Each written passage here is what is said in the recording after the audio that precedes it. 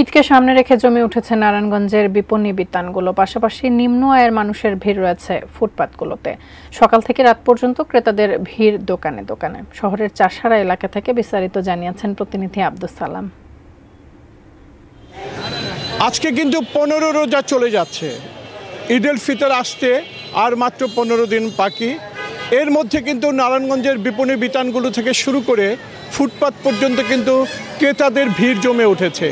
নারায়ণগঞ্জের শহরের প্রতিটি বিপণী বিতানকে কিন্তু বর্ণিলভাবে সাজানো হয়েছে এবং বিভিন্ন বাহারি পোশাক কিন্তু এবার এই দোকানগুলোতে তোলা হয়েছে এবং ক্রেতারা কিন্তু প্রচণ্ড ভিড় করছেন পণ্য সামগ্রী, বিশেষ করে পোশাক কেনার জন্যে।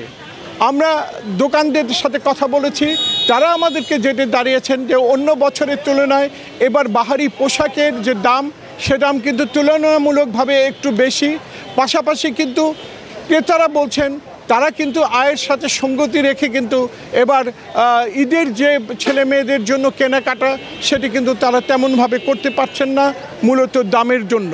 আমরা কথা বলেছি ফুটপাতের বিক্রেতাদের সাথে, তারা জানিয়েছেন যে অন্যান্য বছরের তুলনায় এবার কিন্তু ফুটপাতের ব্যবসাটা জমজমাট, কারণ নারায়ণগঞ্জ শিল্পাঞ্চল এবং মূলত যে ভিড়, সে ভিড়টা কিন্তু গত 7 দিন আগ থেকেই শুরু হয়েছে এবং এটি কিন্তু 4 রাত পর্যন্ত এই কেনাকাটার ভিড় থাকবে বলে দোকানদার বা ক্রেতাদের বিশ্বাস।